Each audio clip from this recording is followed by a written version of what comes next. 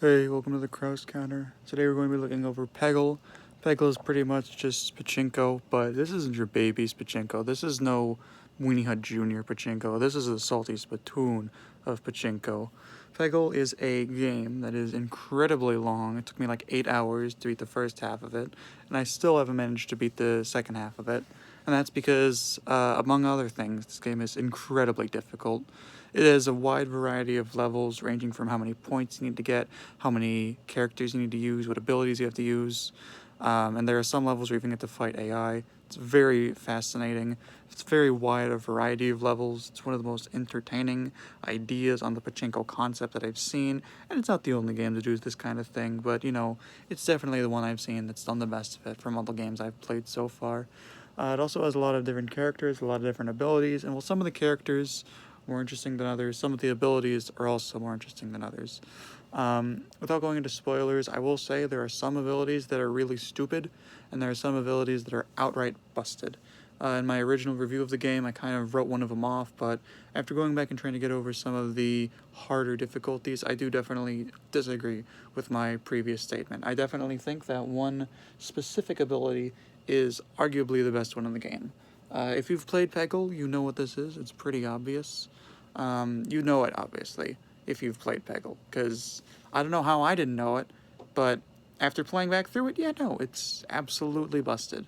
And no, it's not the gambling one. As much as I love gambling, as much as I love dice, as much as I love the guy who gambles, there is in fact a gambling guy. And no, that is definitely 100% not the only reason I played this game, just because it has gambling in it. I did play it for other reasons,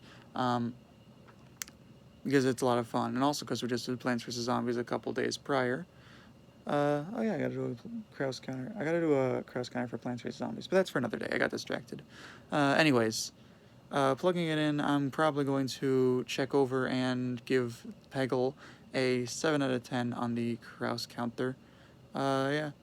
Before we go, I am going to do a quick spoiler-heavy ranking of all of the abilities, because you really can't get into the game without going into the abilities.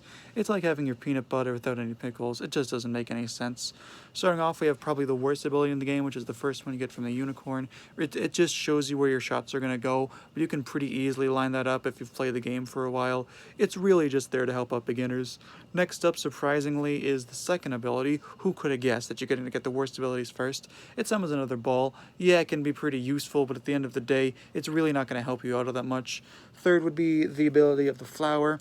Basically, in Peggle, you have a bunch of orange pegs you have to hit, and the flower will always get 1/5 of the orange pegs. There are some levels where you have to clear out extra orange pegs, and there are some levels where orange pegs are hidden in spots that would be really difficult to reach. The flower can be good for those levels, but most of the time it's really not worth it.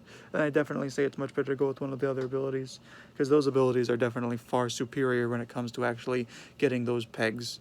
I think the next worst ability would probably be the dragon. It's really cool at first, but personally I just think the dragon just is not as good as some of the other abilities you end up getting later along on the line as you continue to play. Sorry, I had to yawn for a second. The dragon is good, it's just not as good as some of the other abilities, but it is still a massive step up from the first abilities. And for reference, the dragon shoots a fireball, which infinitely will pierce through all of the pegs, straight to the bottom. Next up would probably be, realistically, I'd have to put the pumpkin guy next up, in reference to the Plants vs. Zombies 2 guy. Or not Plants vs. Zombies 2. Was it even in reference to Plants vs. Zombies? I have no idea. But next up would be, what's his name? Renfield, yeah. I think that's his name. Pretty much what his ability is every time your ball hits one of his ability pegs, you get the ability to have your ball fall back down from the ceiling. It can be really useful in some situations, but most of the time, it's really not going to save you. It can save you, but it's not going to save you all that much. Let me think. Next up would probably be the crab. I don't know what's his name. Claude, I think. I could be entirely wrong on that one. That's just a guess. But Claude is a really weird one because what it does is it gives you a tiny pair of claws at the bottom, turning it from pachinko to pretty much pinball. Very interesting concept, and arguably one of the most skill-based ones, but unfortunately it's just not as good as some of the other ones, same as before. And then at this point, pretty much all the other ones are tied, because realistically, all the other ones are pretty much just going to be as good. Then the next best one would probably be the Zen Ball. Pretty much what it does is every time you fire a shot and you have the Zen ability active, you'll fire off a shot that actually gets deleted. You don't actually fire anything. What the game will do is the game will turn on its own version of aimbot, and it will purposefully fire the best possible shot for you, which is pretty good.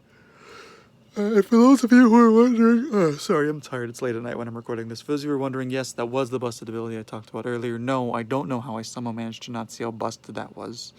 But yeah, following that up, I think the best ability in the game, in theory, is probably the rabbit. Yes, it's gambling. Yes, of course I'm going to put it as number one. I love gambling so much. It's like my entire brand. But obviously gambling's going to be number one because you just have the best opportunity to, in theory, get anything you could ever want. You could get unlucky, but so that's just how it is in gambling, you know? Sometimes you get lucky and sometimes you get unlucky. And when you get lucky, you sure do get lucky because nothing beats getting lucky.